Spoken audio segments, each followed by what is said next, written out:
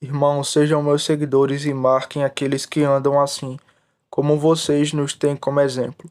Filipenses capítulo 3, versículo 17. Assunto: devemos seguir o bom exemplo do apóstolo Paulo.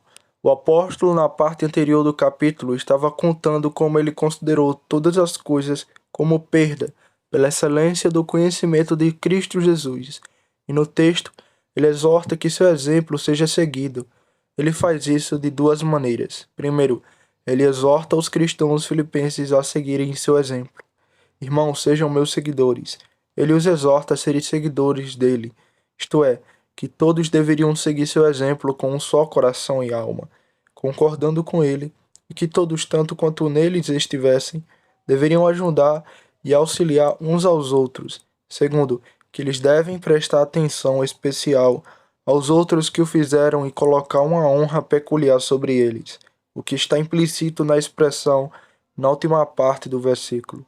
Marque os que andam, como você nos tem dado como exemplo. Doutrina: devemos seguir os bons exemplos do apóstolo Paulo.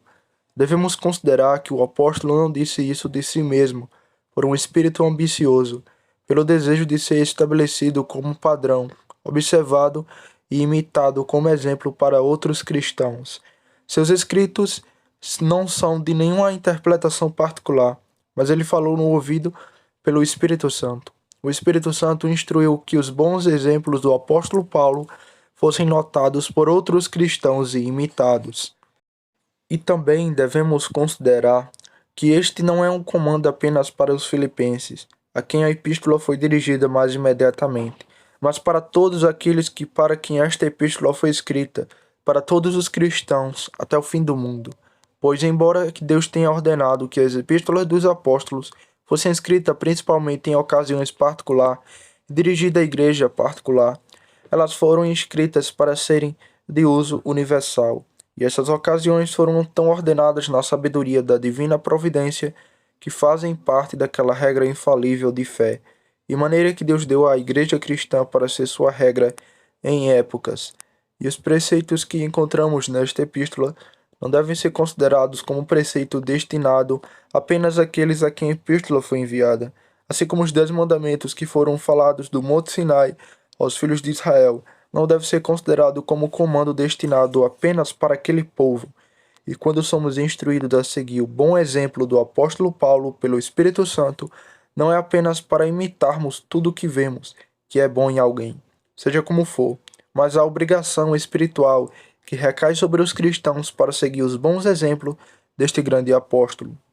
E agradou ao Espírito Santo de maneira especial estabelecer o apóstolo Paulo não apenas como mestre da igreja cristã, mas como padrão para outro cristão. O maior exemplo de todos que é apresentado a nós nas Escrituras para imitar é o exemplo de Jesus Cristo, que ele nos deu em sua natureza e quando em seu estado de humilhação. Isso nos é apresentado não apenas como a regra padrão, mas como a regra perfeita. E o exemplo de nenhum homem é apresentado como nossa regra, mas é o exemplo de Cristo. Somos ordenados a seguir os exemplos que o próprio Deus nos deu, ou os atos da natureza divina. Portanto, sede meus seguidores de Deus como filhos amados. Efésios capítulo 5, versículo 1. E Mateus capítulo 5, versículo 48. Sede vós, pois, perfeitos, como é perfeito o vosso Pai que está nos céus. Mas o exemplo de Cristo Jesus, quando na terra, é mais especialmente o nosso padrão. Pois, embora os atos da natureza divina tenham a mais alta perfeita posição, e embora perfeita, iminável, seja o nosso melhor exemplo, Deus está muito acima de nós, sua natureza é infinitamente diferente da nossa, que não é possível que seus atos sejam tão acomodados à nossa natureza e circunstâncias, a ponto de ser um exemplo de uso tão grande e geral, como exemplo perfeito em nossa natureza que Cristo nos deu. Cristo, embora uma pessoa divina, era o homem, como nós somos homens também. E não apenas isso, e ele era também, em muitos aspectos, um participante de nossas circunstâncias. Ele habitou entre os homens. Ele dependia de comida, roupa, de suporte externo da vida como nós. Ele estava sujeito às mudanças do tempo, às aflições e calamidades deste mundo mau, o abuso das corrupções dos homens e as tentações de Satanás, como nós também estamos. Estava sujeito à mesma lei e regra que nós, processou as mesmas ordenanças e teve muitas de nossas provações maiores do que nós. De modo que o exemplo de Cristo é um exemplo oferecido principalmente nas Escrituras para nossa imitação. Mas, no entanto, o exemplo de alguns que são criaturas caídas como nós pode, em alguns aspectos, ser mais adequado à nossa circunstância e mais adequado às nossas instruções do que o exemplo de Jesus Cristo. Pois, embora ele nos tornasse homem como nós, e fosse como nós, e estivesse em nossa circunstância, em muitos aspectos, ainda em outras coisas havia uma grande diferença. Ele era o cabeça da igreja, e nós somos um membro. Ele é o Senhor de todos, nós somos seus súditos e discípulos, e nós precisamos de um exemplo que nos ensine e dirija como nos comportar para com Cristo, nosso Senhor e cabeça. Isso podemos ter melhor em alguns que têm Cristo como seu Senhor, assim como nós do que no próprio Cristo. Mas a maior diferença está nisso, que Cristo não tinha pecado, e todos nós somos criaturas pecaminosas. Todos carregamos conosco um corpo de pecado e morte. Dizem que Cristo foi feito semelhante a nós em todas as coisas, exceto o pecado. Mas isso foi executado e, portanto, muitas coisas foram exigidas de nós, das quais Cristo poderia nos dar um exemplo, tais como o arrependimento pelo pecado, quebrantamento do espírito do pecado, mortificação da luxúria, guerra contra o pecado. E o excelente exemplo de alguns que são naturalmente tão pecaminosos quanto nós tem essa vantagem, para que possamos considerá-lo como exemplo daqueles que estavam naturalmente em todas as circunstâncias em nossas e trabalharam sobre a mesma dificuldade natural e a mesma posição, para que é bom como nós mesmos, e o que tende a nos envolver a dar mais atenção ao exemplo dele e mais a nos encorajar e animar, a nos esforçar para segui-lo. E portanto descobrimos que as Escrituras não apenas recomendam o exemplo de Cristo, mas também exibem alguns meros homens que têm paixões semelhantes às nossas, como padrão a ser seguido. Assim exibe os santos eminentes do Antigo Testamento, dos quais lemos nas Escrituras que eles herdam as promessas. Hebreus 6, versículo 12. Para que não sejais preguiçosos, mas seguidores daqueles que pela fé e paciência herdam as promessas. No 11º capítulo de Hebreus, um grande número de santos eminentes são mencionados como modelos a serem seguidos. Abraão é de maneira particular apresentado como exemplo de fé e como modelo dos crentes. E o pai da circuncisão para aqueles que não são apenas da circuncisão, mas que também andam nas pisadas daquela fé que nosso pai Abraão teve, sendo ainda incircunciso. Romanos 4, versículo 12. E assim os profetas do Antigo Testamento também são recomendados como modelo.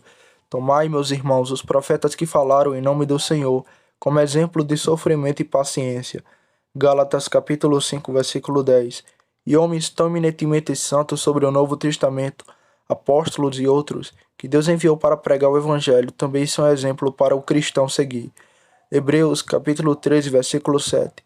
Lembra-te daqueles que te governam, que te falaram a palavra de Deus, cuja fé segue, considerando o fim de sua conversa. Mas de todos os meros homens, nenhum é tão frequentemente apresentado nas Escrituras como um padrão a ser seguido pelos cristãos, como o apóstolo Paulo. Nossa observação de sua santa conversa como nosso exemplo não é apenas insistida no texto, mas também em 1 Coríntios 4,16. Portanto, rogo-vos, sede meus seguidores. E no capítulo 11, versículo 1, sede meus seguidores, como também eu sou de Cristo. E onde o apóstolo elogia os tessalonicenses cristãos por imitar o seu exemplo. E vocês se tornaram nossos seguidores. E 2 Tessalonicenses 3 e 7. Ele insiste nisso como seu dever, pois vocês mesmos sabem como devem nos seguir. E para um tratamento mais completo desse assunto, eu devo primeiro mencionar particularmente muitos dos bons exemplos do apóstolo Paulo que devemos imitar, da qual tratarei não apenas como a doutrina, mas também como forma de aplicação. E segundo, mostrarei no que estrita obrigação temos de seguir os bons exemplos deste apóstolo. Primeiro, devo mencionar particularmente muitos desses bons exemplos do apóstolo Paulo que devemos imitar. E para que eu possa ser mais distinto, devo primeiro mencionar aquelas coisas que dizem respeito à sua vigilância para o bem de sua própria alma. Em segundo lugar, aquelas virtudes nele que imediatamente respeitavam a Deus e a Cristo. Terceiro, aqueles que respeitam mais imediatamente aos homens. Quarto, aqueles que foram exercidos em seu comportamento tanto para com Deus quanto para os homens. Primeiro, devemos seguir o bom exemplo que o apóstolo Paulo nos deu ao buscar o bem de sua própria alma. Primeiro, devemos segui-lo em sua seriedade na busca de sua própria salvação. Ele não foi descuidado e indiferente nesse assunto, mas o reino dos céus sofreu violência dele. Ele não parou entre duas opiniões, ou buscou com a mente vacilante e instável, mas com a mais completa determinação e forte resolução. Ele resolveu, se de alguma forma fosse possível, que alcançaria a ressurreição dos mortos. Ele não disse que estava determinado a alcançá-lo, e se pudesse, por meios que não fossem muito caros ou difíceis, ou trabalhando por um pouco de tempo, ou apenas agora e eles, ou sem grande sofrimento, ou sem grande perda em seu interesse temporal, mas se for por qualquer meio ele pudesse fazê-lo, ele o faria, fosse fácil ou difícil, que seja um trabalho e provação curto, que a cruz seja leve ou pesada, era tudo um para sua resolução. Deixe os meios necessários, seriam que eles fariam se fosse possível, ele obteria. Ele não hesitou em perda mundana, pois ele nos diz que prontamente sofreu a perda de todas as coisas, para que pudesse ganhar Cristo e ser encontrado nele em sua justiça. Não foi com ele como foi com o jovem que se ajoelhou diante de Cristo para perguntar o que deveria fazer para herdar a vida eterna. E quando Cristo disse, vai, vende tudo o que tens e dá aos pobres, e ele foi triste. Ele não estava disposto a se separar de todos. Se Cristo tivesse oferecido para vender metade, pode ser que ele o tivesse cumprido. Ele tinha um grande desejo de garantir a salvação, mas o apóstolo Paulo não se contentou em desejar. Ele estava decidido, se fosse possível, que o obteria, e quando era necessário que ele perdesse o bem mundano, ou quando algum grande sofrimento estava em seu caminho, isso não era motivo de hesitação para ele. Ele estava em circunstância muito confortável e honrosa entre os judeus. Ele havia recebido a melhor educação que havia entre eles, sendo criado aos pés de Gamaliel, e era considerado um jovem muito instruído. Sua própria nação, os judeus, o estimava muito, e ele era estimado por suas qualificações morais e religiosas entre eles. Mas quando ele não pode manter o benefício externo dessas coisas e ganhar a Cristo, ele desprezou totalmente. Ele se separou com todo seu crédito e honra. Ele não fez nada deles para que pudesse ganhar a Cristo. E em vez de ser honrado e amado e viver com crédito como antes entre sua própria nação, ele se tornou objeto de seu ódio universal. Ele perdeu tudo, e os judeus o odiaram e o perseguiram em todos os lugares. E quando grandes sofrimentos estavam no caminho, ele voluntariamente se conformou com a morte de Cristo, para que pudesse ter parte em sua ressurreição. Ele se separou de sua honra, de sua felicidade, seus antigos amigos e antigos conhecidos, de seus bens mundanos e tudo mais, e mergulhou em um estado de extremo trabalho, desprezo e sofrimento, e assim buscou o reino dos céus. Ele agiu nesse assunto como alguém que está participando de uma corrida por algum grande prêmio, que faz da corrida seu grande e único negócio, até chegar ao final da corrida, e força cada nervo e tendão, e não permite nada para desviar. Ele não está disposto a ouvir o que alguém diz, mas avança. Ou como um homem que está engajado na batalha, uma espada na mão, com inimigos fortes e violentos que buscam sua vida, que se esforça ao máximo como por uma vida. Eu, portanto, corro não como incerto, então eu luto não como alguém que bate no ar.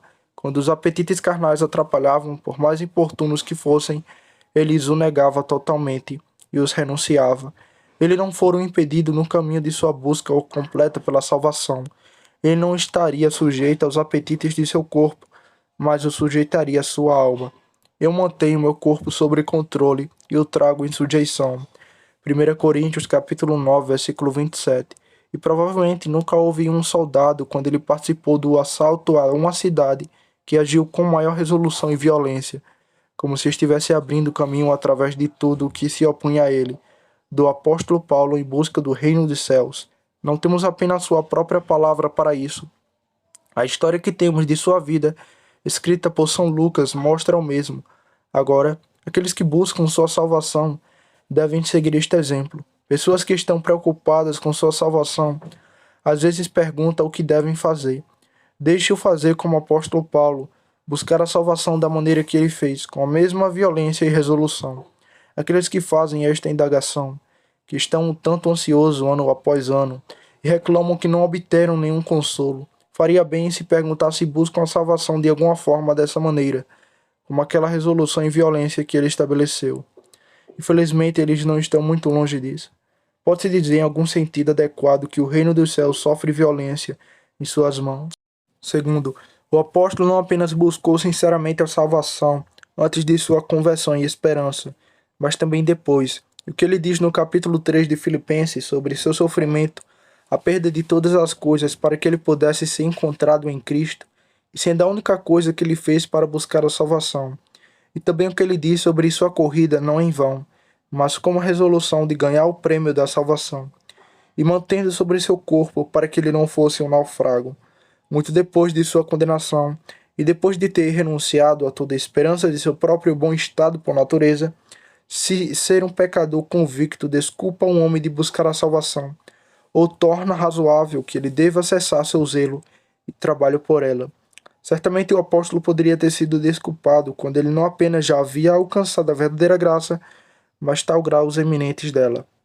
Viram dos santos o mais eminentes que já viveu, se não o mais eminente de todos, tão extremamente empenhado em buscar sua própria salvação, que deveria envergonhar para sempre aqueles que estão 1000 graus abaixo dele, e são apenas meras crianças para ele. E se eles têm alguma graça que ainda se desculpam de usar qualquer violência depois do reino dos céus, agora porque eles já o alcançaram, que se libertam do fardo de prosseguir seriamente em buscar a salvação com isso, que eles terminaram o trabalho, eles obtiveram a esperança. O apóstolo, por mais eminente que fosse, não disse consigo mesmo: estou convertido e portanto tenho certeza da salvação. Cristo me prometeu isso, porque preciso trabalhar mais para protegê-lo. Sim, não apenas estou convertido, mas também obtive grandes graus de graça. Mas ainda assim, ele é violento após a salvação. Ele não ficou olhando para trás, para a extraordinária descoberta que desfrutou em sua primeira conversão e para as grandes experiências passadas que teve de tempos em tempos. Ele não se contentou com o pensamento de que já possuía os mais maravilhosos testemunhos do favor de Deus e do amor de Cristo, que qualquer um já desfrutou até ser arrebatado ao terceiro céu, mas ele esqueceu as coisas que ficaram para trás. Ele agiu como se não considerasse que já havia alcançado o interesse em Cristo. Se de alguma forma eu pudesse alcançar a ressurreição dos mortos, não como se já tivesse alcançado, ou já fosse perfeito, mas vou atrás para ver se posso alcançar aquilo para o qual fui conquistado por Cristo Jesus. Filipenses capítulo 3, versículo 11 ao 14. Irmãos, não me considero como tendo aprendido, mas uma coisa eu faço, esquecendo-me das coisas que ficam para trás e avançando para as que estão adiante. Prossigo para o alvo pelo prêmio da soberana vocação de Deus em Cristo Jesus. O apóstolo ainda procurou ganhar a Cristo e sua justiça e alcançar sua ressurreição, não como se as tivesse alcançado, ou se já tivesse obtido um título para a coroa, e é especialmente nisso que ele nos convida a imitar seu exemplo no texto. Não era porque Paulo não sabia se ele estava verdadeiramente convertido ou não, que ele ainda era tão fervoroso em buscar a salvação. Ele não apenas pensou que estava convertido e deveria ir para o céu quando morresse, mas sabia que falou particularmente sobre isso nesta mesma epístola, no 21º versículo do 1º capítulo. Para mim, o viver é Cristo, mas o morrer é lucro. No versículo anterior ele diz: de acordo com minha sincera expectativa e minha esperança de que em nada me envergonharei, mas com todas ao dia, como sempre agora, também Cristo será engrandecido em meu corpo, seja pela vida ou pela morte. O apóstolo sabia que, embora tivesse convertido, ainda restava uma grande obra que ele deveria fazer para a sua salvação. Havia um caminho estreito para a glória eterna, para a qual ele deveria passar. Nunca poderia chegar ao céu de outra maneira. Ele sabia que era absolutamente necessário para ele buscar sinceramente a salvação.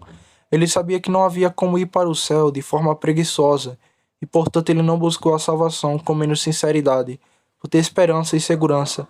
Em nenhum lugar lemos tanto sobre sua seriedade e violência pelo reino dos céus, antes de ele se converter como depois. A esperança do apóstolo não era de natureza a torná-lo preguiçoso. Teve um efeito contrário.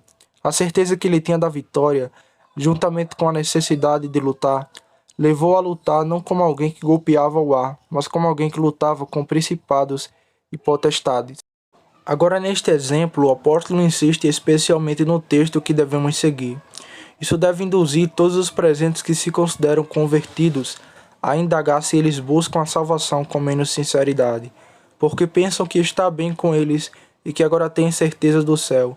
Certamente, se o apóstolo estava agindo de maneira certa, nós, neste lugar, geralmente estamos errados, pois nada mais é aparente do que não é assim com a generalidade dos professores aqui. Mas é comum, depois que eles pensam que estão seguros, ser muito menos diligente e sincero. Terceiro, o apóstolo não apenas buscou diligentemente o céu depois de saber que estava convertido, mas foi sinceramente cauteloso para não ser condenado, como aparece na passagem já citada. Mas eu mantenho meu corpo sob o controle e o reduzo à sujeição, para que de alguma forma, tendo pregado a outros, eu mesmo venha a ser um reprovado. Aqui você vê que o apóstolo é mais cuidadoso para não ser naufrago, negando seus apetites carnais e mortificando sua carne por esse motivo. Ele não disse: estou seguro, tenho certeza de que nunca me perderei, porque preciso tomar mais cuidado a respeito disso. Muitos pensam, porque se supõem convertidos e tão seguros, que nada tem a ver com as terríveis ameaças da palavra de Deus e aquelas terríveis denúncias de condenação que estão contidas nela. Quando eles os ouvem como coisas que pertencem apenas a outros e não a eles mesmos, como se não houvesse aplicação do que é revelado nas Escrituras a respeito do inferno aos piedosos. E portanto, quando ele ouve sermões que despertam sobre as coisas terríveis que Deus ameaçou aos ímpios, eles não os ouvem para si mesmo, mas apenas aos outros. Mas não foi assim com este santo apóstolo, que certamente estava tão a salvo do inferno e tão longe de um estado condenável quanto qualquer um de nós. Ele se considerava ainda quase preocupado com as ameaças da condenação eterna de Deus, apesar de toda a sua santidade. E assim, portanto, deu grande diligência para evitar a condenação eterna, pois ele considerava que a miséria eterna estava tão certamente ligada a uma vida perversa como sempre esteve, e que era absolutamente necessário que ele ainda mantivesse sobre seu corpo e o submetesse à sujeição, a fim de que não fosse condenado, porque satisfazer as concupiscências do corpo e ser condenado estava certamente conectados juntos. O apóstolo sabia que esta proposição condicionava era verdadeira a respeito dele, e como sempre foi. E se eu viver impiamente, ou não viver de modo a obedecer universalmente aos mandamentos de Deus, certamente serei um naufrago. Isso é evidente porque o apóstolo menciona uma proposição dessa natureza a respeito de si mesmo naquele mesmo capítulo em que diz que ele manteve sobre seu corpo para que não fosse um naufrago. 1 Coríntios capítulo 9, versículo 16. Porque ainda que eu pregue o evangelho, não tenho de que me gloriar, pois a obrigação me é imposta, assim, ai de mim se não pregar o evangelho. Que necessidade havia para o apóstolo pregar o evangelho, embora Deus o tivesse condenado, pois ele já estava convertido e estava seguro. E se ele estivesse negligenciado a pregação do evangelho, como poderia ter parecido depois de se converter? Mas ainda assim, essa proposição condicional ainda era verdadeira.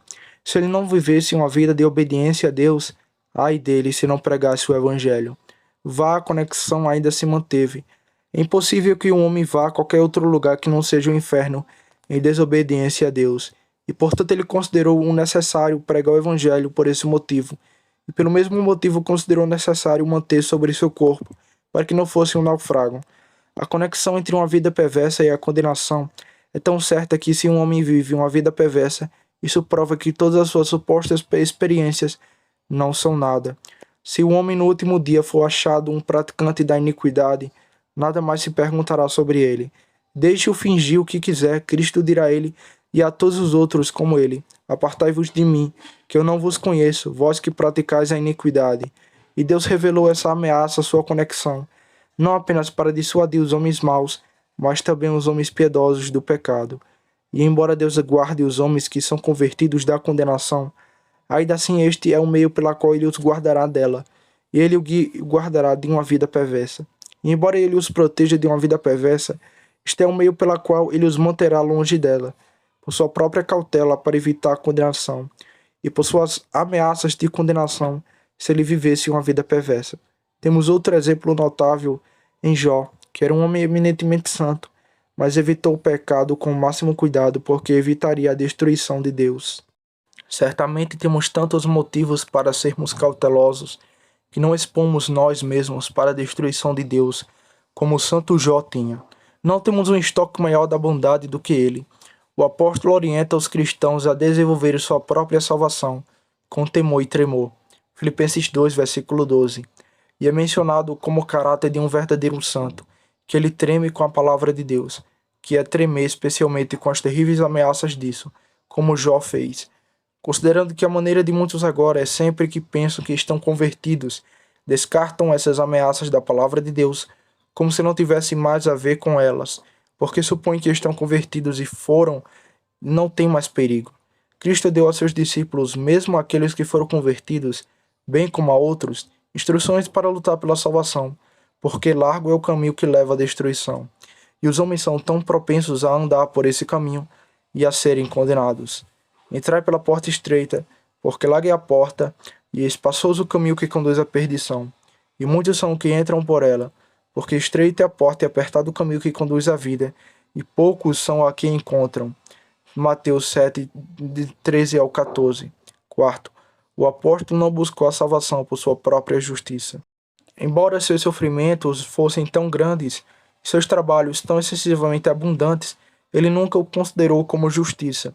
Ele o pisou sobre seus pés como totalmente suficiente para recomendá-lo a Deus. Ele se esforçou para ser achado em Cristo, não tendo justiça própria, que é de Deus mediante a fé. Como na parte anterior do capítulo, do qual o texto é tirado, começando com o 4º versículo.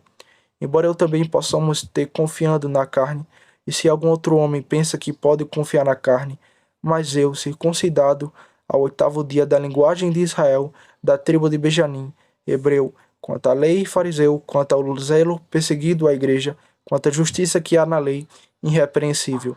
Mas o que para mim era ganho, reputei como perda por Cristo. Sim, sem dúvida eu tenho como perda todas as coisas pela excelência do conhecimento de Cristo Jesus, meu Senhor, pela qual sofri a perda de todas as coisas e a considero como esterco, para que eu possa ganhar a Cristo e ser achado nele, não tendo por minha própria justiça que vem da lei, mas a que vem pela fé de Cristo, a justiça que vem pela fé, para que eu possa conhecê-lo e o poder de sua ressurreição e a comunhão de seu sofrimento, sendo feito conforme a sua morte, para ver se de algum modo eu posso alcançar a ressurreição dos mortos, não como se já tivesse alcançado, ou se já fosse perfeito, mas se isto depois, para ver se alcanço aquilo para o qual também fui preso por Cristo Jesus. Filipenses capítulo 3. Quinto, naqueles trabalhos sérios que ele realizou, ele teve respeito pela recompensa da recompensa. Ele fez isso por uma coroa incorruptível. 1 Coríntios capítulo 9, versículo 25. Ele buscou um alto grau de glória, pois sabia que quanto mais trabalhasse, mais deveria ser recompensado, como aparece no que ele diz aos Coríntios: quem semeia pouco, pouco também ceifará. E quem semeia em abundância também ceifará. E cada um receberá sua própria recompensa de acordo com seu próprio trabalho. E ele tinha respeito por aquela coroa de glória que o Mestre havia prometido naqueles grandes trabalhos e sofrimentos. É evidente pelo que ele diz a Timóteo um pouco antes de sua morte: combati o bom combate, acabei a carreira e guardei a fé, e desde agora a coroa da justiça me está guardada, a qual o Senhor justo e juiz me dará naquele dia, e não somente a mim, mas também a todos os que amam a sua vinda. 2 Timóteo capítulo 4, versículo 7 ao 8. E todos os cristãos devem seguir seu exemplo também. Eles não devem se contentar com o pensamento de que têm bondade suficiente para levá-los ao céu, mas devem buscar sinceramente altos graus de glória, pois os graus mais elevados de glória são prometidos a trabalhos extraordinários para Deus, por nenhuma outra razão, mas que devemos buscá-los. Em segundo lugar, passo a mencionar algumas das virtudes de Paulo, que respeitam mais imediatamente a Deus e a Cristo, nas quais devemos seguir seu exemplo. Primeiro, ele era forte na fé. Pode-se dizer verdadeiramente dele que ele viveu pela fé. Sua fé parecia ser sem a menor aparência de desconfiança ou dúvida em suas palavras ou ações, mas todos pareciam proclamar que ele tinha Deus, Cristo e o mundo invisível continuamente em vista. Tal fé, que estava em contínuo exercício nele, ele professava em 2 Coríntios capítulo 5, versículos 6 a 8. Portanto, estamos sempre confiantes, sabendo que enquanto estamos no corpo, estamos ausentes do Senhor, pois andamos por fé e não por vista.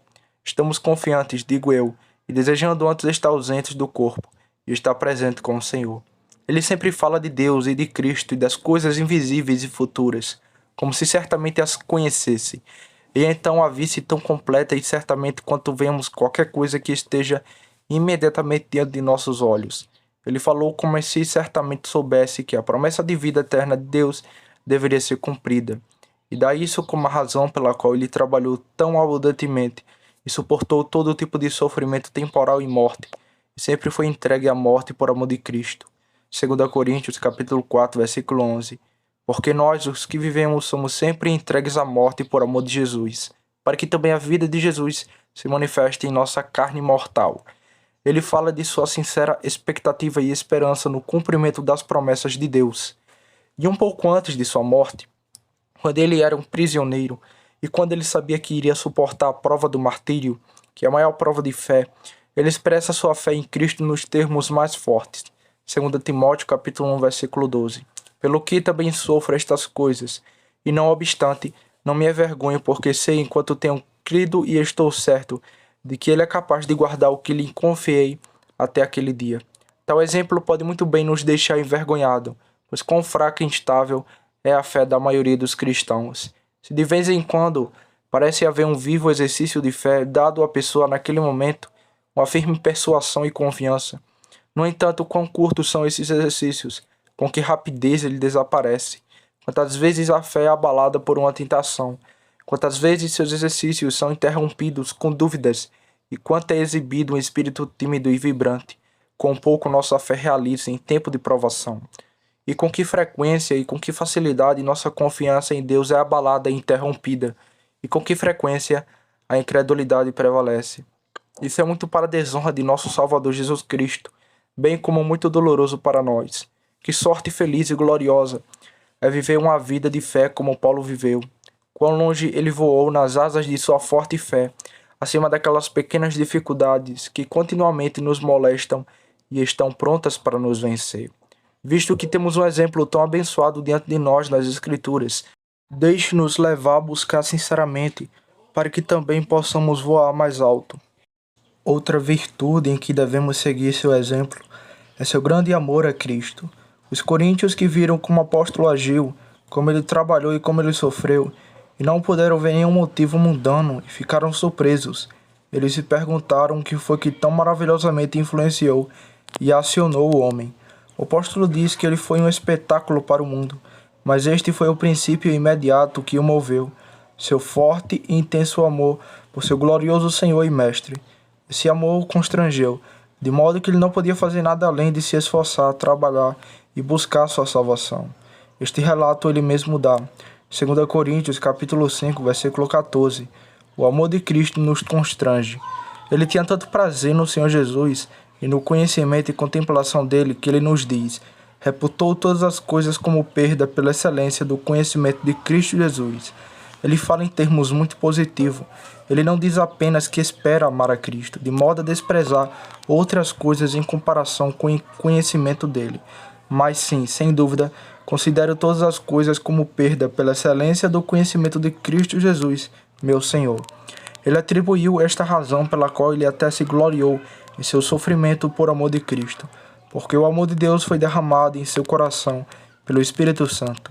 Essa expressão parece implicar que ele sentiu sensivelmente aquela santa afeição doce e poderosamente difundida em sua alma, como uma pomada preciosa e perfumada, e como ele triunfa em seu amor a Cristo em meio ao seu sofrimento. Quem nos separará do amor de Cristo será tribulação, ou angústia, ou perseguição, ou fome, ou nudez, ou perigo, ou espada. Como está escrito: por amor de ti somos mortos o dia inteiro, fomos reputados como ovelha para o matadouro. Não, em todas essas coisas somos mais que vencedores por meio daquele a quem nos amou.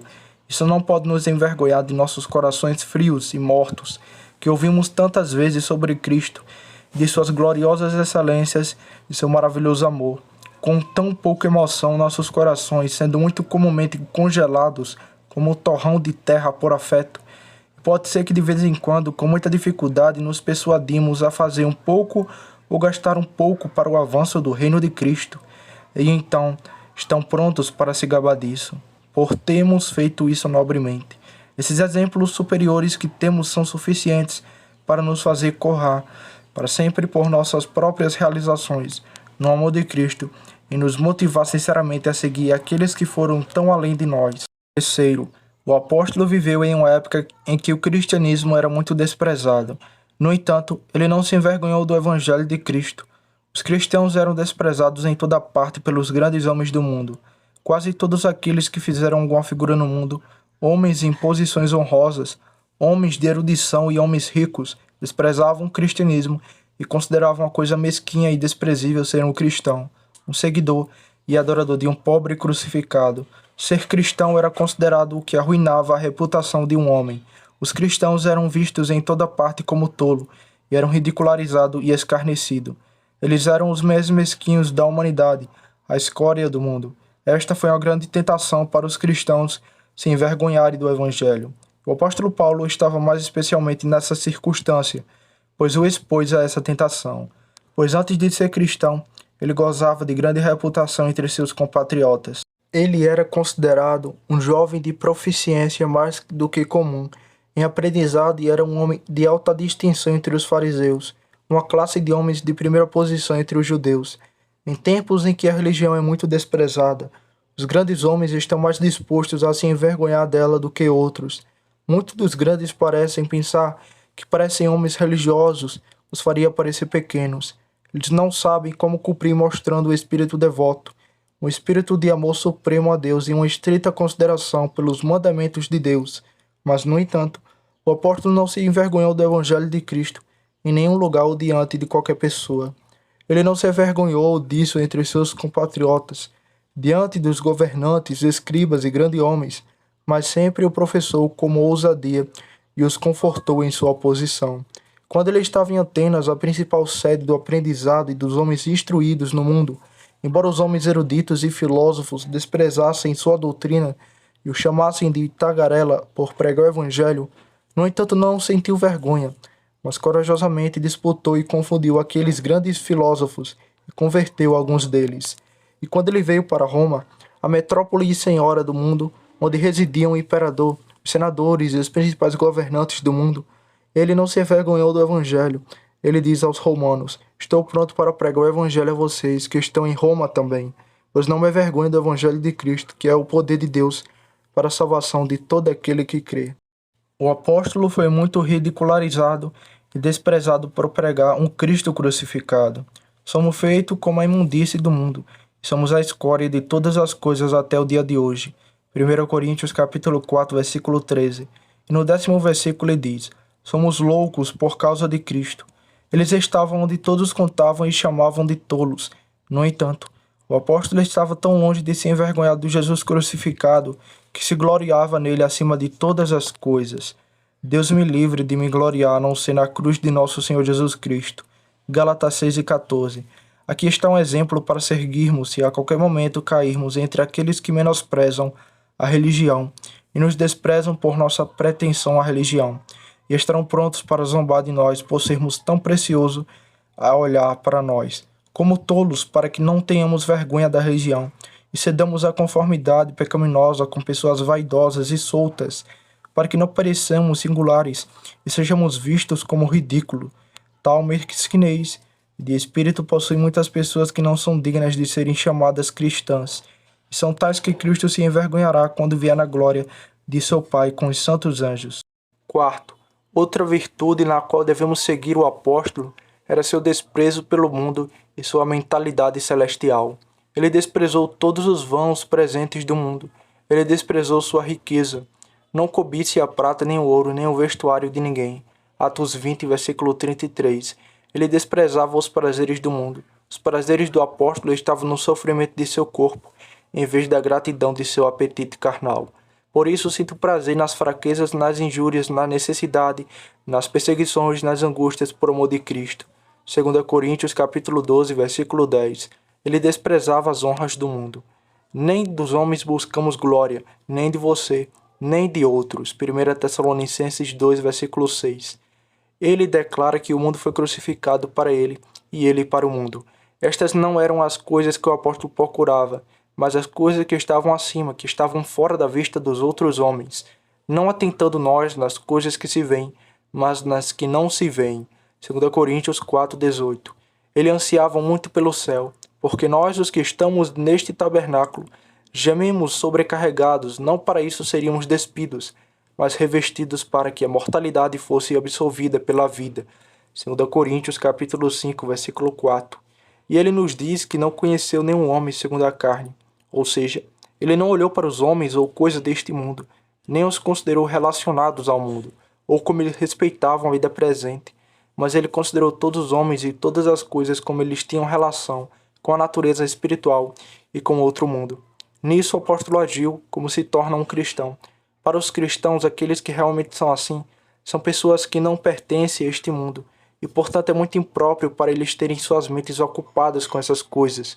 O exemplo de Paulo pode envergonhar todas essas pessoas, que têm suas mentes ocupadas principalmente com as coisas do mundo, em obter propriedade ou adquirir muita honra, e no entanto seriam considerados discípulos de apóstolo, participantes do mesmo trabalho de cordeiros da mesma herança celestial, e deve nos levar a lutar por mais indiferença para com o mundo e por mais uma mentalidade celestial. Quinto, devemos também seguir o exemplo do apóstolo em sua abundância em oração e louvor. Ele era muito sério e muito engajado nesse dever, e continuou nele como aparece em muita passagem. Primeiramente dou graças ao meu Deus, por meio de Jesus Cristo, por todo vós, porque a vossa fé é anunciada em todo mundo, pois Deus é minha testemunha quem sirvo com meu espírito no evangelho de seu Filho, que sem cessar faço menção de você sempre em minha oração. Portanto, também depois de ouvir falar de sua fé no Senhor Jesus e amor para com todos o Senhor, não cesse de dar graça por você, fazendo menção de você em minha oração. Efésios capítulo 1, versículo 15 ao 16. Damos graça a Deus Pai de nosso Senhor Jesus Cristo, orando sempre por vós. Colossenses capítulo 1, versículo 3. Damos sempre graça a Deus por todo vós, fazendo menção em vós nas nossas orações, lembrando-se sem cessar de sua obra de fé e trabalho de amor e paciência de esperança em nosso Senhor Jesus Cristo, na presença de Deus e nosso Pai. 1 Tessalonicenses capítulo 1, versículo 2 e 3.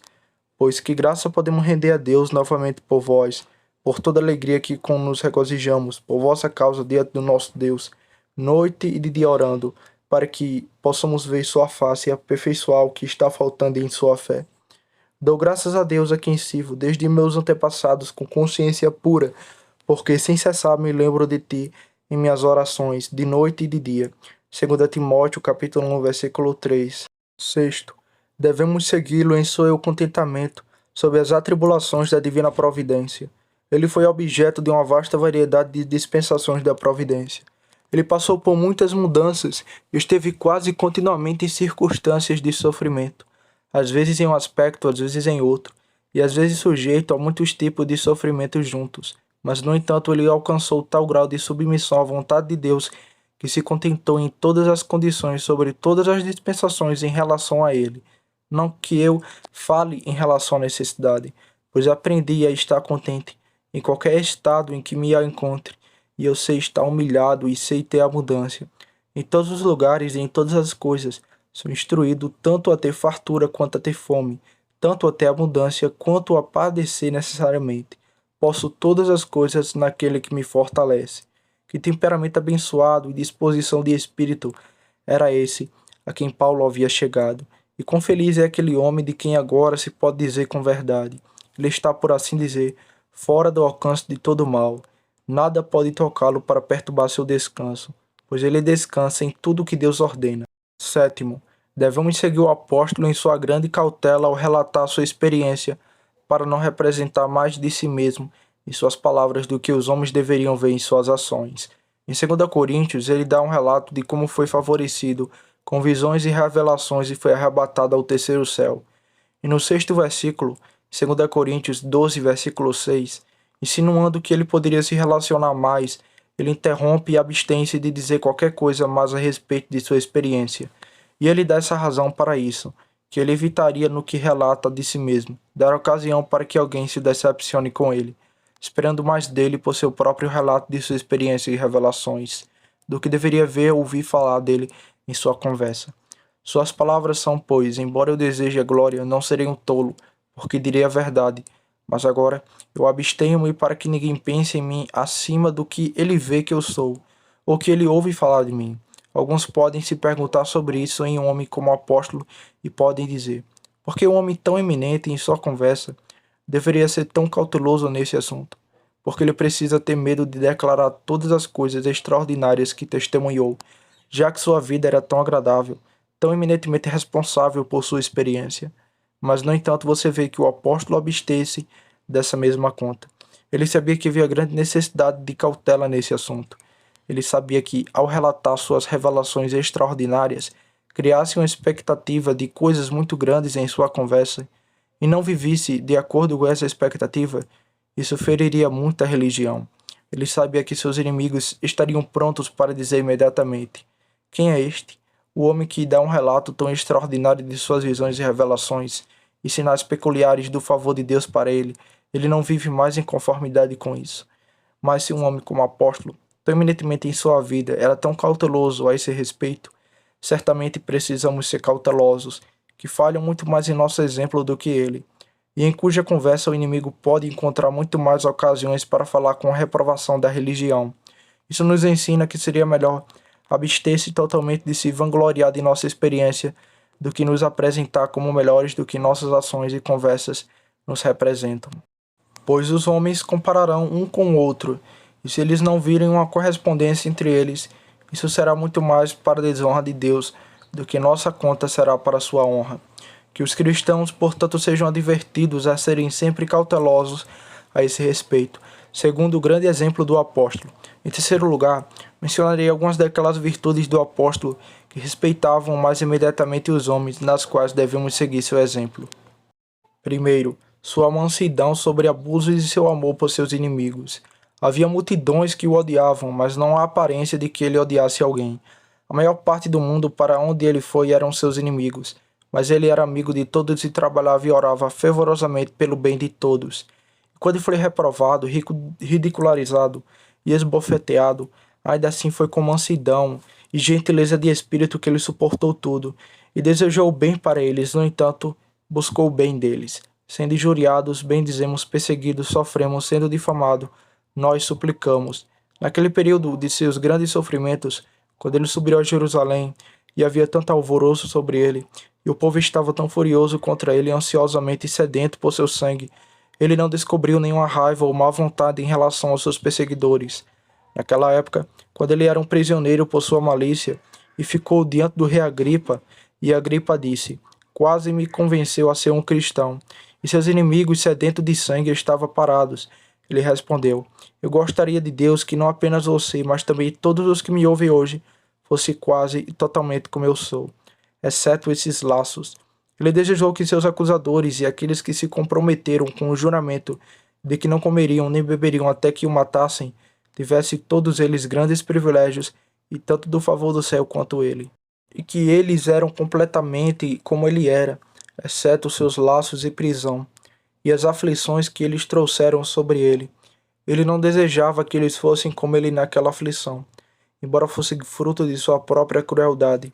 E quando alguns dos coríntios, a quem ele instruiu e converteu do paganismo, o trataram mal, deram ouvidos a alguns falsos mestres que estavam entre eles, que odiavam e censuravam o apóstolo.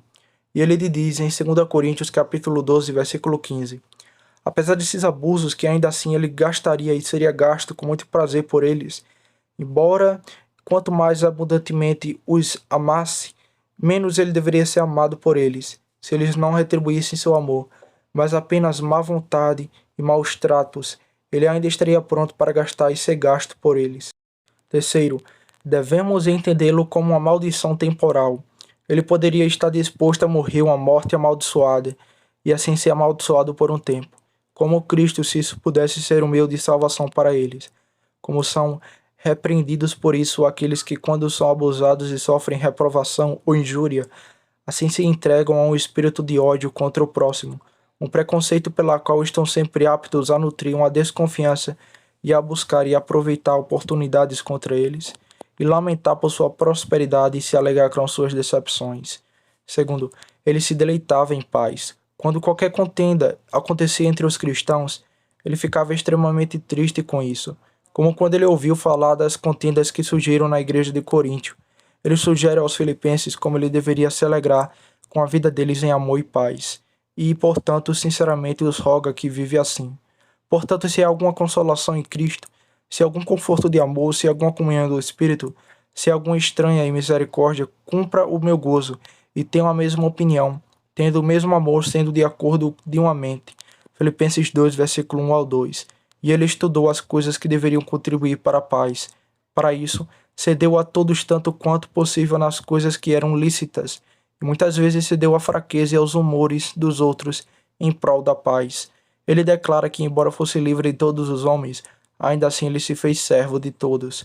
Para os judeus ele se tornou um judeu, aos que estavam debaixo da lei, como debaixo da lei, para os que estavam sem a lei, como sem lei. Para os fracos, ele se tornou tão fraco. Ele preferiu agradar aos outros do que a si mesmo, em prol da paz e do bem de suas almas.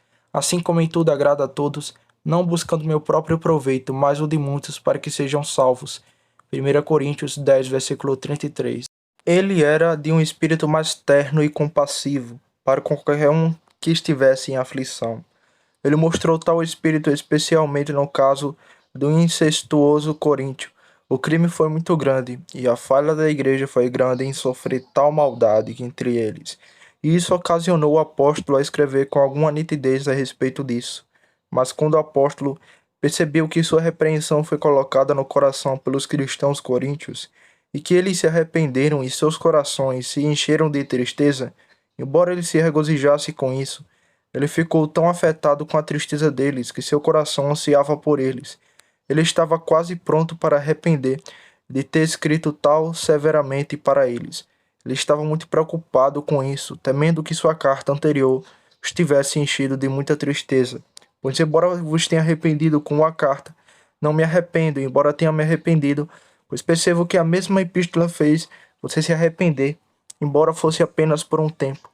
Então ele teve compaixão pelo homem incestuoso, embora ele fosse culpado de tal crime, e estava muito preocupado em que ele fosse colocado. Sempre que algum cristão sofreu ou foi ferido, o apóstolo diz que ele sentiu e sofreu. Quem é fraco e eu não sou fraco? Quem está ofendido e eu não queimo? 2 Coríntios 11, versículo 29. Ele me alegrou com a prosperidade e alegria dos outros. Quando ele via a alma de alguém consolada, o apóstolo era um participante com ele. Sua alma também foi consolada. Quando ele via qualquer cristão revigorado em seu espírito, seu próprio espírito era revigorado. 2 Coríntios capítulo 7, versículos 6 e 7. No entanto, Deus, que consola os que são abatidos, nos confortou com a vida de Tito, e não apenas por sua vinda, mas pelo consolo com a qual ele foi consolado em você. Quando ele nos contou seu desejo sincero, seu luto, sua mente fervorosa em relação a mim, de modo que me regozijei ainda mais. Portanto, fomos consolados em seu conforto, sim, e muito mais nos regozijamos com a alegria de Tito, porque seu espírito foi revigorado por todos vocês. Quinto, ele se deleitava na comunhão do povo de Deus. Ele ansiava por ele quando ausente, pois Deus é o meu testemunho de quanto te desejo nas entranhas de Cristo. Filipenses 1, versículo 8. E também, portanto, meus irmãos, muito amado e saudoso, minha alegria e coroa, porque desejo ver-vos para vos comunicar algum dom espiritual, a fim de que sejais confirmados, isto é, para que eu seja consolado junto com você pela fé mútua, tanto sua quanto minha. Romanos 1, versículo 11 ao 12. Sexto, ele era verdadeiramente cortes em seu comportamento para com os outros. Embora ele fosse um homem tão grande e tivesse tanta honra colocada sobre ele por Deus, ele era cheio de cortesia para com todos os homens, prestando a todos o devido respeito. Assim, quando ele foi chamado diante de magistrados judeus ou pagãos, ele os tratou com a honra e o respeito devido ao seu cargo. Quando os judeus o levaram ao templo, embora se comportassem mais como demônios do que como homens, ele se dirigiu a eles em termos de grande respeito. Homens, irmãos e pais, ouçam minha defesa, chamando os judeus comuns a seus irmãos, e saudando os anciãos de Esquibra com o título de pais, embora fosse um corpo de infiéis. Assim, quando ele defendeu sua causa perante Festo, um governador pagão, ele lhe dá o título que pertencia em sua posição, chamando de nobre Festo. Uma cortesia também aparece em sua saudação, em suas epístolas. Ele é particularmente cuidadoso ao mencionar muitas pessoas, instruindo que suas saudações sejam feitas a elas. Tal grau de cortesia em uma pessoa tão importante como este apóstolo reprova todos os cristãos professos que, embora muito abaixo dele, não são corteses e respeitosos em seu comportamento com seus vizinhos, e especialmente com seus superiores. A incivilidade é aqui reprovada, e a negligência é muito comum dos cristãos, que não cuidam estritamente de que seus filhos aprendam boas maneiras e polidez, e sejam educados em um comportamento respeitoso e cortês para com os outros. Em quarto lugar, mencionarei aquelas virtudes do apóstolo que respeitavam a Deus e aos homens, na qual devemos imitar o seu exemplo. Primeiro, ele era um homem de espírito público. Ele estava muito preocupado com a prosperidade do reino de Cristo e o bem de sua igreja. Vemos muitos homens totalmente enganados na busca de seus interesses mundanos. Muitos que são sinceros na busca dos prazeres carnais. Muitos que são ávidos na busca de honras e muitos que são violentos na busca de ganhos. Mas provavelmente nunca vimos um homem mais espinhado e promover a sua propriedade, nem mais envolvido com seus prazeres, nem mais ganancioso de honra do que o apóstolo Paulo sobre o florescimento do reino de Cristo e o bem das almas dos homens. As coisas que afligem outros homens são cruzes exteriores, pedras e impropriedades, ou cair em desprezo, o sofrimento corporal, mas essas coisas não entristeceram. Ele fez pouco caso. As coisas que entristeceram foram aquelas que feriam os interesses da religião, e sobre aqueles suas lágrimas foram derramadas. Assim, ele ficou extremamente triste e chorou muito pelas corrupções que haviam se infiltrado na igreja de Corinto, ocasiões em que escreveu sua primeira epístola. Porque em muita tribulação e angústia de coração vos escrevi com muitas lágrimas. 2 Coríntios capítulo 2, versículo 4. As coisas pelas quais os outros homens têm ciúme são suas vantagens e prazer mundano. Se estes são ameaçados, seu ciúme é hesitado, pois eles são acima de tudo querido por ele. Mas as coisas que acendaram o ciúme do apóstolo foram aquelas que pareciam ameaçar os interesses da religião e o bem da igreja. Pois tenho ciúmes de vós com zelo piedoso, pois eu te desposei com o marido, para que eu possa apresentá-la como a virgem casta a Cristo. Mas temo que de alguma forma, como a serpente enganou Eva, por meio de sua sutileza, suas mentes sejam corrompidas da simplicidade que há em Cristo. 2 Coríntios capítulo 11, versículo 2 ao 3. As coisas pelas quais os outros homens se alegram são acumular tesouros terrenos, serem promovidos a honras, possuírem o prazer e deleite externo. Mas isso não hesitou a alegria do apóstolo. Mas quando ele viu ou ouviu falar de qualquer coisa pela qual os interesses da religião foram promovidos e a igreja de Cristo prosperou, então ele se regozijou, lembrando-se sem cessar de sua obra de fé e trabalho de amor e paciência de esperança em nosso Senhor Jesus Cristo, na presença de Deus, nosso Pai. Vós sois a nossa glória e alegria. Ele se alegrava com essas coisas, por mais caras que lhe custassem, por mais que pudessem por elas em seu interesse temporal. Se o bem-estar da religião e o bem das almas fossem promovidos, retendo a palavra da vida, para que eu possa me alegrar no dia de Cristo, de não ter corrido em vão, nem trabalhado em vão. Sim, e se eu for oferecido pelo sacrifício e serviço da vossa fé, regozijo-me com todos vós. Filipenses 2, versículo 16 ao 17. Porque embora eu esteja ausente na carne, ainda estou convosco em espírito, regozijando-me e observando a vossa ordem e a firmeza da vossa fé em Cristo. Colossenses 2, versículo 5. E ele se regozijou com a convicção dos pecadores e com tudo o que tendia a isso. Ele se alegrou com qualquer bem que foi feito, embora por outros e embora tenha sido feito acidentalmente por seus inimigos.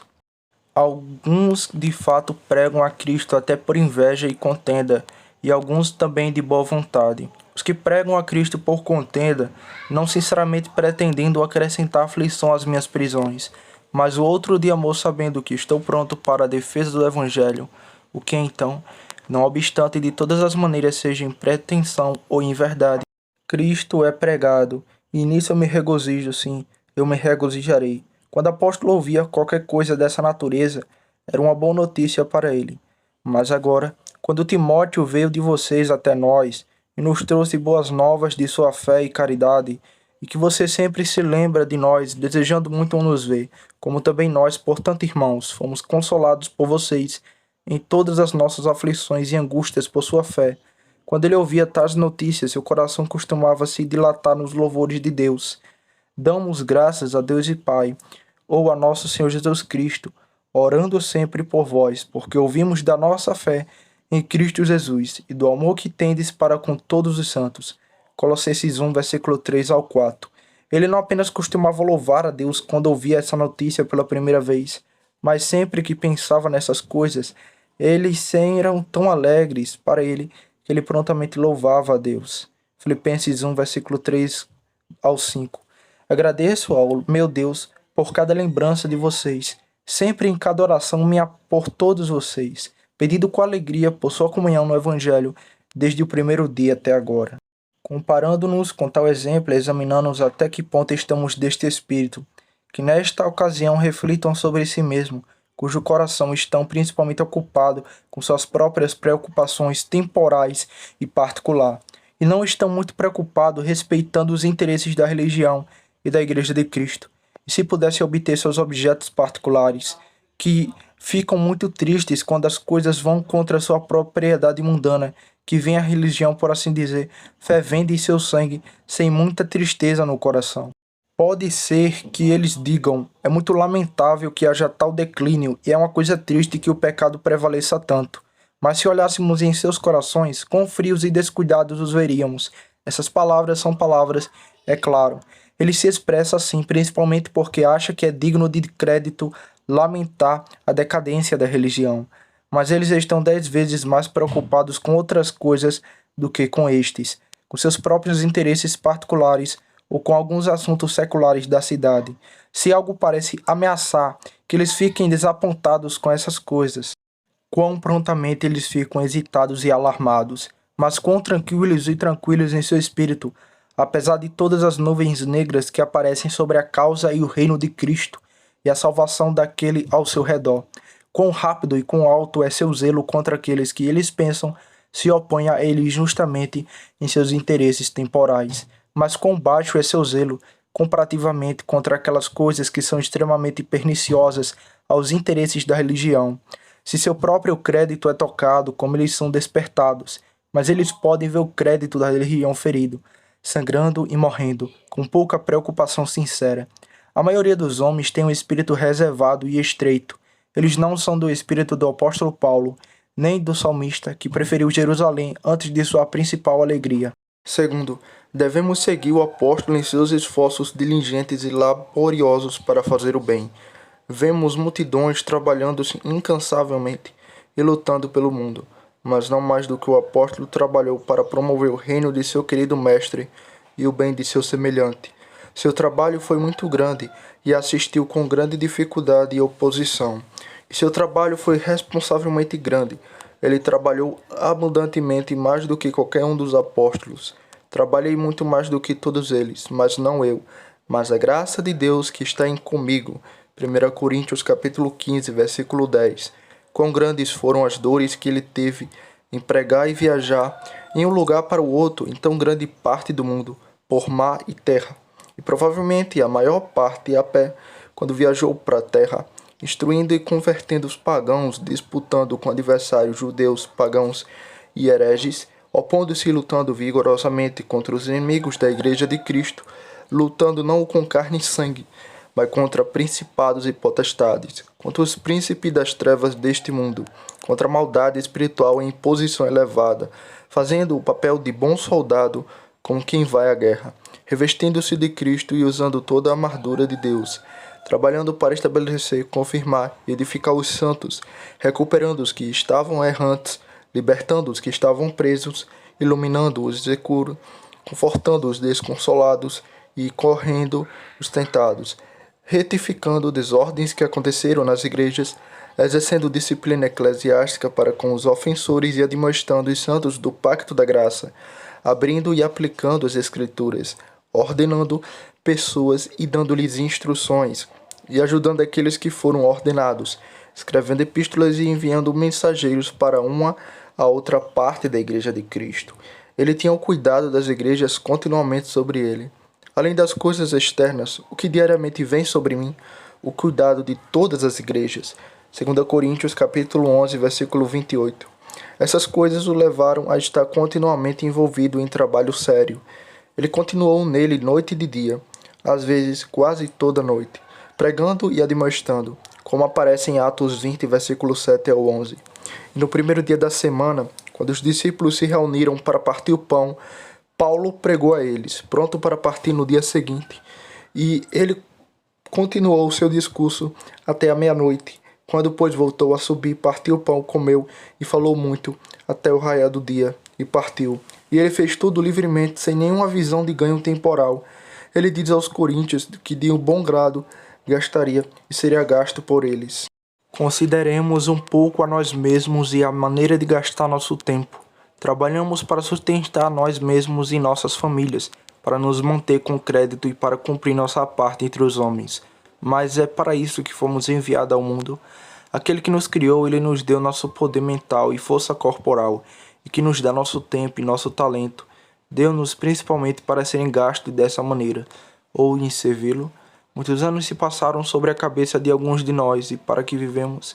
O que temos feito todo esse tempo? Quanto o mundo é melhor para nós? Estávamos aqui apenas para comer e beber e devorar o bem que a infância nos traz? Muitas das bênçãos da providência nos foram conferidas, e onde está o bem que fizemos em troca? Se nós nunca tivéssemos nascido, ou se tivéssemos morrido na infância, de quanto bem o mundo teria sido privado?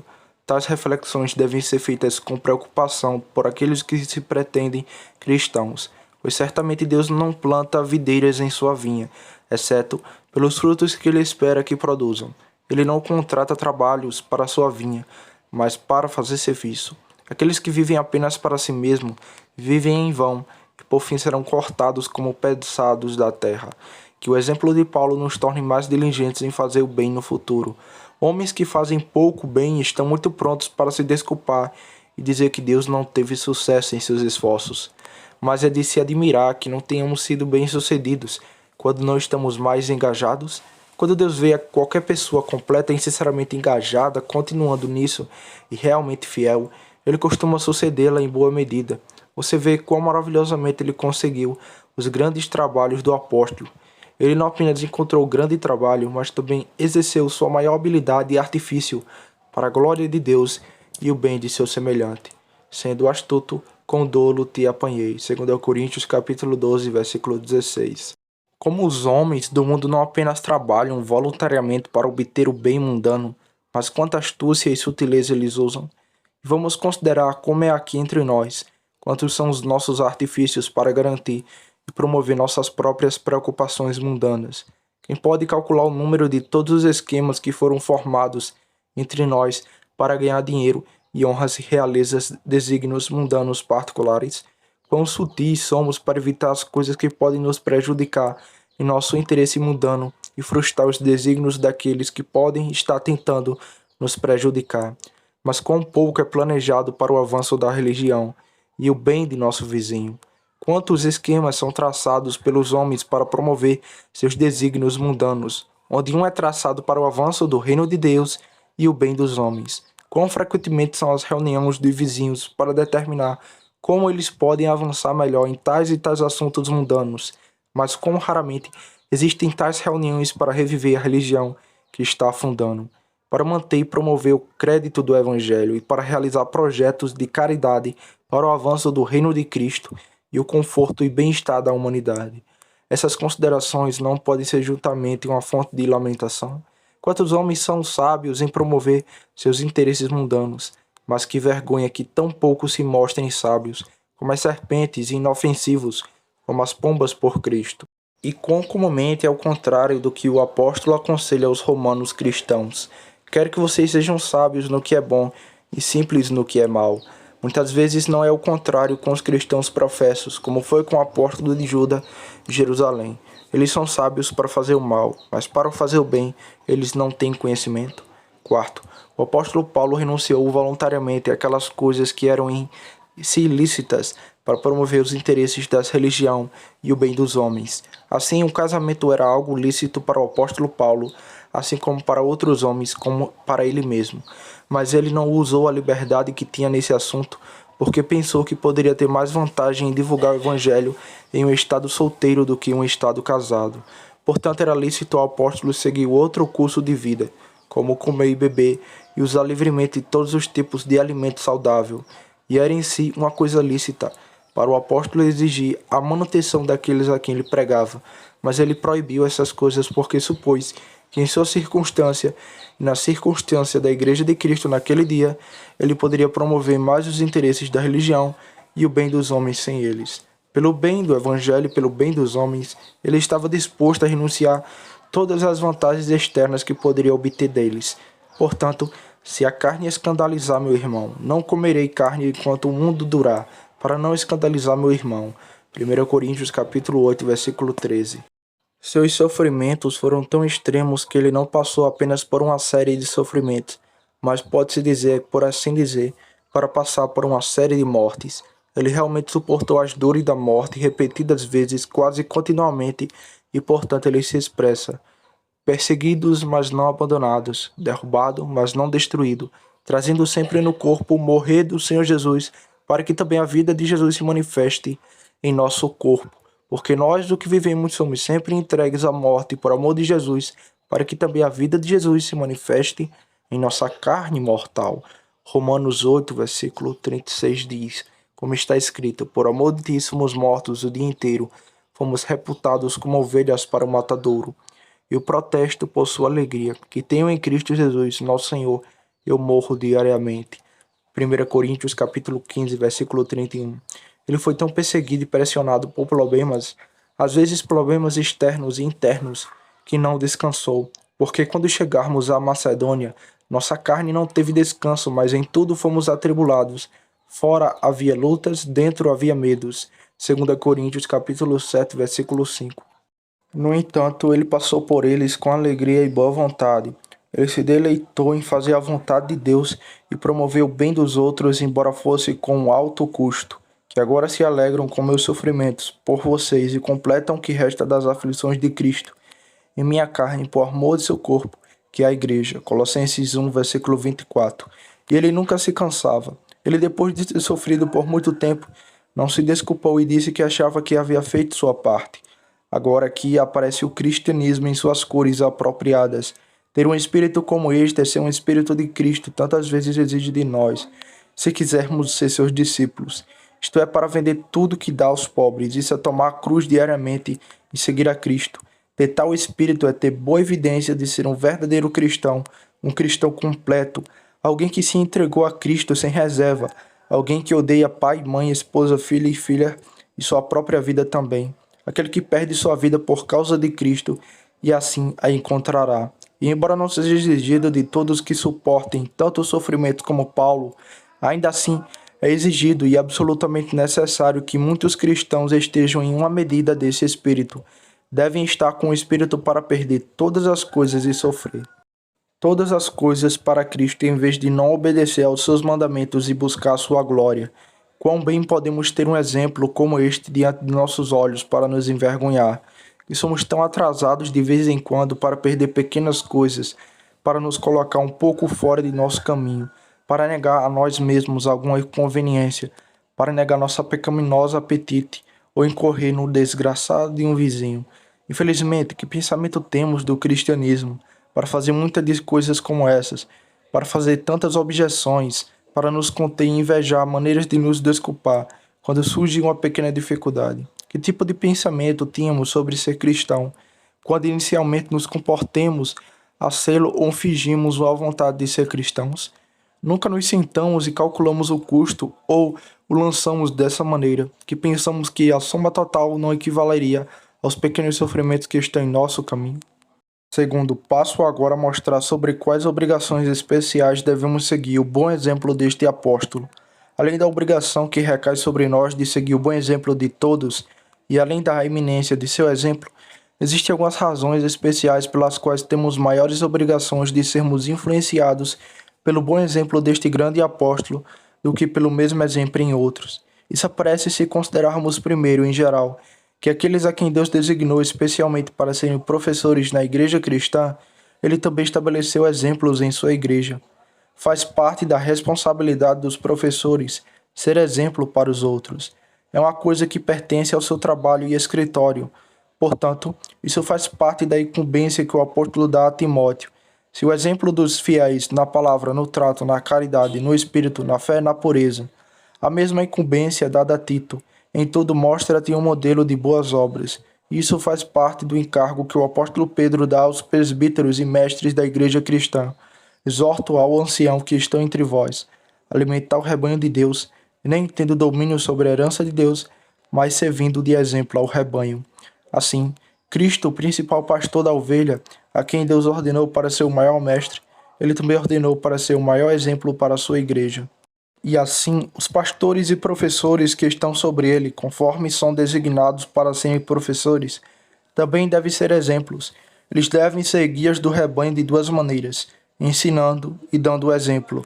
Como os pastores conduzem seus rebanhos de duas maneiras, em parte por sua voz, chamando eles, e em parte indo adiante deles e liderando o caminho. E de fato, guiar pela palavra e guiar pelo exemplo são apenas duas maneiras diferentes de ensinar. E portanto, ambos pertencem ao ofício de professores na igreja cristã.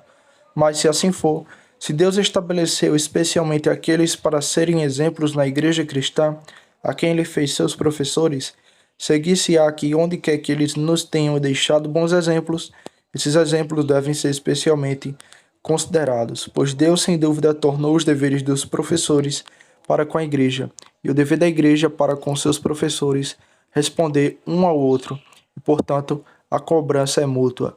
O encargo não é apenas para os professores dar bons exemplos, mas o encargo é para a igreja de respeitar e seguir seus bons exemplos. Lembrai-vos daqueles que têm domínio sobre vós, que vos anunciaram a palavra de Deus, cuja fé segue, considerando o fim da sua conversa. Hebreus 13, versículo 7. É com relação aos bons exemplos dos mestres da igreja cristã, como é com suas palavras, suas instruções e exortações. Devemos ouvir boas instruções e bons conselhos de qualquer pessoa, seja quem for. No entanto, temos obrigações especiais de dar ouvidos às boas instruções e exemplos daqueles a quem Deus fez nossos professores, pois esse é o ofício para o qual Deus os designou para nos ensinar e aconselhar. Em segundo lugar, há duas coisas que devem ser observadas em particular sobre o apóstolo Paulo, que a partir da observação geral anterior, mostrarão que temos obrigações muito especiais de respeitar e seguir seu bom exemplo. Primeiro, Deus designou o apóstolo Paulo não apenas para ser um grande mestre da igreja cristã naquela época em que viveu, mas o principal mestre de sua igreja de qualquer mero homem em todas as eras seguintes. Ele foi designado por Deus não apenas para ensinar a igreja então, quando ele viveu, mas Deus o fez nosso professor por seus escritos inspirados. A igreja cristã ainda é ensinada pelo apóstolo e tem existido em todas as épocas desde que ele viveu. Não é com os escritores das escrituras como é com os outros mestres da igreja cristã. Outros professores são feitos professores de um determinado rebanho na época em que vivem, mas os escritores das escrituras foram feitos por Deus para serem um mestre da igreja universal em todas as épocas. E, portanto, como as congregações particulares devem seguir os bons exemplos de seus pastores, a Igreja Universal em todas as épocas deve observar e seguir os bons exemplos do profeta e apóstolo, que são os escritores das Escrituras em todas as épocas. Assim, o apóstolo Tiago nos ordena a tomar os profetas antigos como nosso exemplo, porque eles foram designados por Deus para serem nosso professor e nos falaram em nome do Senhor. Tomai, meus irmãos, os profetas que falaram em nome do Senhor, como exemplo de sofrimento e paciência. Gálatas 5, versículo 10. Os profetas e apóstolos, na medida em que Deus os fez escritores das Escrituras, são depois de Cristo o fundamento da Igreja de Deus, edificado sobre o fundamento dos profetas e apóstolos, sendo o próprio Jesus Cristo a principal pedra angular. Efésios 2, versículo 20. E Paulo, acima de todos os escritores das Escrituras, é distinguido por Deus como sendo feito por ele, o principal professor da igreja cristã de qualquer mero homem. Moisés ensinou a verdade do Evangelho sobre tipos e sombras, por meio das quais ele, por assim dizer, colocou um véu sobre o rosto, mas Paulo usou de grande clareza de linguagem.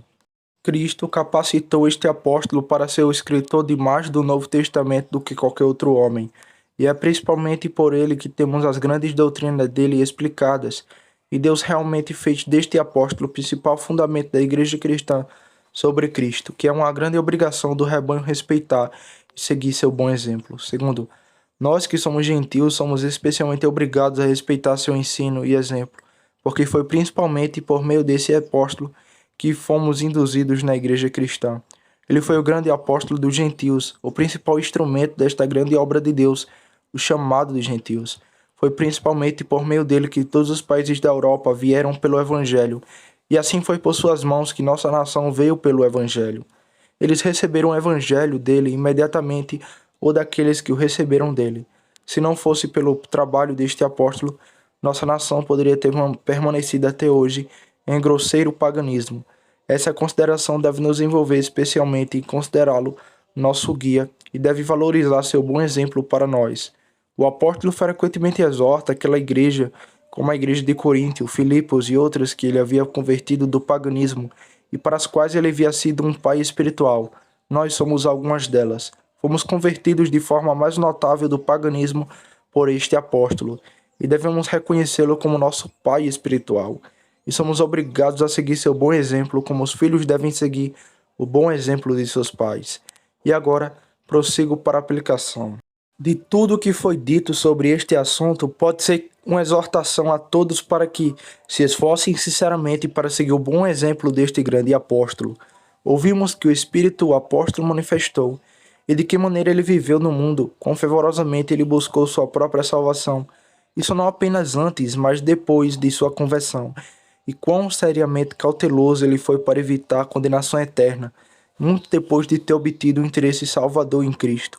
Ouvimos quão forte ele era na fé, quão grande era seu amor por seu Senhor e Salvador, e como ele não se envergonhava do Evangelho, mas se gloriava na cruz de Cristo, como abundava em oração e louvor, como desprezava a riqueza, os prazeres e a glória do mundo, quão contente ele estava com as distribuições da providência, quão prudente e cauteloso ele era em dar conta de suas realizações, para que não representasse mais de si mesmo em palavras do que os homens deveriam ver dele em atos. Ouvimos o quanto ele sofreu sobre abusos, como ele amou seus inimigos, como ele se deleitava em paz e se regozijava com aqueles que se alegravam, e chorava com aqueles que choravam, e se deleitava na comunhão do povo de Deus, e como ele é cortês em seu comportamento para com os outros. Ouvimos falar de como ele era um espírito público, quão grandemente preocupado com a prosperidade do reino de Cristo e o bem de sua igreja, quão diligente, habilidoso, incansável em seus esforços para fazer o bem, como ele estudou maneiras e meios de promover para esse fim, como ele exerceu sua habilidade e artifício, renunciando voluntariamente aquelas coisas que eram lícitas em si mesmas e suportando de bom grado inúmeros e extraordinários sofrimentos. Minha exortação agora é imitar esse exemplo, e para impor isso desejo que várias coisas possam ser consideradas. Primeiro, que seja considerado porque temos tanto escrito sobre o bom exemplo deste apóstolo, a menos que possamos segui-lo. Frequentemente lemos as coisas nas Sagradas Escrituras que agora foram apresentadas a nós sobre este assunto. E com que propósito, a menos que os apliquemos a nós mesmos? É bom nunca termos sido informados de quão bem o apóstolo se comportou, se não nos esforçarmos para segui-lo. Todos nós professamos ser cristãos e devemos formar nossas noções de cristianismo a partir do que está escrito nas Escrituras pelos profetas e dos preceitos e exemplos excelentes que são apresentados a nós. Uma grande razão pela qual muitos professantes não vivem melhor, não andam mais amigavelmente e são tão desagradáveis em tantas coisas é que eles não têm boas noções do cristianismo. Eles não parecem ter uma ideia correta dessa religião que nos é ensinada no Novo Testamento. Eles não aprenderam bem a Cristo. As noções que algumas pessoas têm do cristianismo são muito distorcidas e mal conformadas com o Evangelho. As noções dos outros são muito errôneas. Eles colocam a principal ênfase errada em coisas nas quais não deveriam ser colocadas. Eles colocam a religião quase completamente em alguns deveres particulares. deixando de fora outros de grande peso e talvez os assuntos mais importantes da lei. E a razão pela qual eles não têm noção melhor do cristianismo é porque eles tiram suas noções principalmente daquelas fontes de onde não deveriam tirá-las. Alguns os tiram do clamor geral, ou da voz do povo entre as quais vivem. Eles veem que os outros colocam a religião apenas, se não quase, totalmente em tais e tais coisas, e portanto suas noções de cristianismo são formadas, ou eles tiram suas noções do exemplo de indivíduos particulares que agora vivem, que têm grande reputação de piedade, e a noção deles do cristianismo é que consiste em ser como essas pessoas. Portanto, eles nunca têm apenas noções de religião. Eles, medindo-se por si mesmos e comparando-se entre si, não são sábios. 2 Coríntios capítulo 10, versículo 12. Se tivéssemos noções corretas do cristianismo, deveríamos observar aqueles em que ele brilhou, de quem temos um relato nas Escrituras, pois são os exemplos que o próprio Deus selecionou para nos apresentar para esse fim, para que a partir daí possamos formar nossas noções da religião, e especialmente o exemplo deste apóstolo. Deus sabe como selecionar exemplos. Portanto, se quisermos ter noções corretas do cristianismo, devemos seguir o bom exemplo do apóstolo Paulo. Ele era certamente um cristão de fato, e um cristão eminente. Temos o abundante testemunho de Deus, mas o cristianismo é em si uma coisa amável, e assim apareceu no exemplo deste apóstolo. E se os professores disso formassem suas noções a partir de exemplos como esse, em vez de qualquer costume e exemplo particular de que temos agora, sem dúvida pareceria muito mais amável em sua prática do que agora. Isso ganharia outros. Ele não seria uma pedra de tropeço. A luz dele brilharia. Eles inspirariam reverência e estima, e seriam de poderosa influência. Se seguirmos o bom exemplo que este apóstolo nos deu, isso nos garantirá a influência confortável e doce de Deus, que ele desfrutou ao longo de sua vida. Consideremos que vida feliz o apóstolo viveu, que paz de consciência e alegria no Espírito Santo ele possuía, porque a nossa alegria é esta, o testemunho da nossa consciência. Como ele abundava em conforto e alegria, mesmo em meio às maiores aflições. 2 Coríntios capítulo 1, versículo 3 a 5. Bendito por Deus o Pai de nosso Senhor Jesus Cristo, o Pai das misericórdias e o Deus de toda consolação, que nos consola em todas as nossas tribulações, para que possamos consolar os que estiverem em alguma tribulação, com as consolações com que nós mesmos somos consolados por Deus. Pois se o sofrimento de Cristo abunda em nós, assim também a nossa consolação abunda em Cristo. Em toda a sua tribulação, sua alegria foi extremamente grande. Ele parece querer palavras para expressar a grandeza da alegria que ele possuía continuamente. Ele disse que estava cheio de consolo e extremamente alegre. Estou cheio de consolação, estou extremamente alegre em todas as nossas tribulações. 2 Coríntios capítulo 7, versículo 4. Como o amor do apóstolo parece transbordar de alegria. Como tristes, mas sempre alegre. Como pobre, mas enriquecendo a muitos. Como nada tendo, mas possuindo todas as coisas. Ó vós, coríntios, nossa boca está aberta para vós. Nosso coração está dilatado. 2 Coríntios capítulo 6, versículo 10 ao 11. Quão feliz é uma vida assim. Quão bem vale a pena perseguir tal felicidade. Nós mesmos somos a ocasião de nossa ferida e problema. Nós trazemos a escuridão em nossas próprias almas. Cristãos professos cedendo à sua preguiça, buscam sua própria facilidade e conforto, mas eles derrotam o seu próprio objetivo. Os cristãos mais laboriosos e abnegados são os mais felizes. Muito há que se queixam de suas trevas e indagam o que farão pela luz e pela confortável presença de Deus. Terceiro, essa seria a maneira de ser ajudado contra a tentação e triunfar sobre nossos inimigos espirituais, como fez o apóstolo. Satanás o atacou violentamente e os homens o perseguiram continuamente. Os poderes do inferno combinaram contra ele, mas Deus estava com ele e o fez mais que vencedor. Ele viveu uma vida de triunfo. Ora, graças a Deus que sempre nos faz triunfar em Cristo. Consideremos que privilégio excelente seria ser ajudado contra a tentação. Que dor de espírito é tão frequentemente suportada.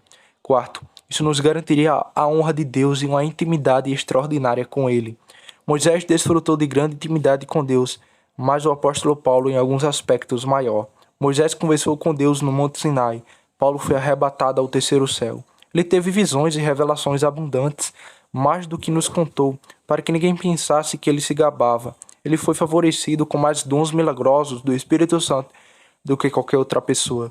E embora não possamos separar, ser honrados com intimidade com o céu da mesma maneira, ainda assim, se nos aplicarmos com seriedade, podemos ter uma intimidade cada vez maior, para que possamos ir com ousadia e conversar com Deus como um amigo. Este seria o caminho para nos tornar grandes bênçãos no mundo. O apóstolo, por meio de tal espírito e tal comportamento, como você ouviu, tornou-se a maior bênção para o mundo de todos os que já viveram na terra, exceto o próprio homem Cristo Jesus. Onde quer que ele fosse, uma bênção o acompanhava. Ele entrava em uma cidade, era geralmente uma misericórdia maior do que se o maior monarca da terra tivesse chegado lá, espalhando seus tesouros ao seu redor entre os habitantes. Onde quer que ele fosse, havia, por assim dizer, uma luz brilhando sobre ele, aparentemente para iluminar os ignorantes filhos dos homens. Prata e ouro ele não tinha, mas o que ele transmitiu a muitos milhares valia mais para ele do que se ele tivesse concedido a eles as joias mais ricas e o imperador romano que possuía. Ele não foi apenas uma bênção para aquela geração, mas tem sido assim desde a sua morte, pelos frutos do que fez em sua vida, pelos alicerces que lançou e pelo escrito que deixou para o bem da humanidade até o fim do mundo. E desde então tem sido uma luz para a igreja próxima em brilho ao sol da justiça. E foi por meio de seu excelente espírito e excelente comportamento que ele tornou uma bênção. Essas foram as coisas que Deus tornou úteis nele para fazer tanto bem. E se devemos imitar o apóstolo em tal espírito e comportamento, a consequência indubitável seria que também seríamos grandes bênçãos no mundo. Não devemos viver em vão, mas devemos levar uma bênção conosco onde quer que formos. Em vez de serem pesados no solo, multidões seriam alimentadas com nossos frutos e teriam motivos para louvar e abençoar a Deus por Ele ter nos dado um ser. Agora, quão melancólica pode ser uma consideração para qualquer pessoa que tenha vivido sem propósito, que o mundo não teria sido privado de nada se nunca tivesse nascido, e pode ser que teria sido melhor sem ele do que com ele. Quão desejável é ser uma bênção, quão grande foi a promessa feita a Abraão. Em ti serão benditas todas as famílias da terra. Sexto, para nós seguir o bom exemplo do apóstolo Paulo seria o caminho para morrermos como ele morreu, pois já estou pronto para ser oferecido e o tempo da minha partida está próximo. Combati o bom combate, acabei a carreira e guardei a fé. E desde agora a coroa da justiça me está guardada, a qual o Senhor, o justo juiz, me dará naquele dia. 2 Timóteo, capítulo 4, versículos 6 ao 8. Sétimo, isso nos garantiria uma distinta coroa de glória no futuro. Alguns pensam, e não sem grande probabilidade, que o apóstolo Paulo é o próximo em glória ao homem Jesus Cristo. Isso é provável por ele ter feito mais bem do que qualquer outro feito, apesar de tantos trabalhos e sofrimentos. O apóstolo nos diz, cada um receberá sua própria recompensa de acordo com seu próprio trabalho. Termino mencionando algumas coisas como encorajamento para que nos esforcemos para seguir o excelente exemplo deste grande apóstolo. Muitos podem estar prontos para dizer que é em vão tentar. O apóstolo era uma pessoa tão distinta. É em vão que eles se esforcem para ser como ele. Mas, para seu encorajamento, considere primeiro que o apóstolo era um homem de paixões semelhantes às nossas. Ele tinha naturalmente o mesmo coração, as mesmas corrupções, estava sobre as mesmas circunstâncias, a mesma culpa e a mesma condenação. Existe essa circunstância que acompanha o exemplo do apóstolo para nos encorajar a tentar imitá-lo, o que não atende ao exemplo de Cristo. E, no entanto, somos chamados a imitar o exemplo de Cristo. Esta é provavelmente uma das principais razões pelas quais não apenas o exemplo de Cristo, mas também os do meros homens são apresentados a nós nas Escrituras. Embora você possa pensar que não tem grandes motivos para esperar chegar ao grau do apóstolo, ainda assim não há razão para que você não deva fazer de seu bom exemplo seu padrão e trabalhar tanto quanto puder para copiá-lo.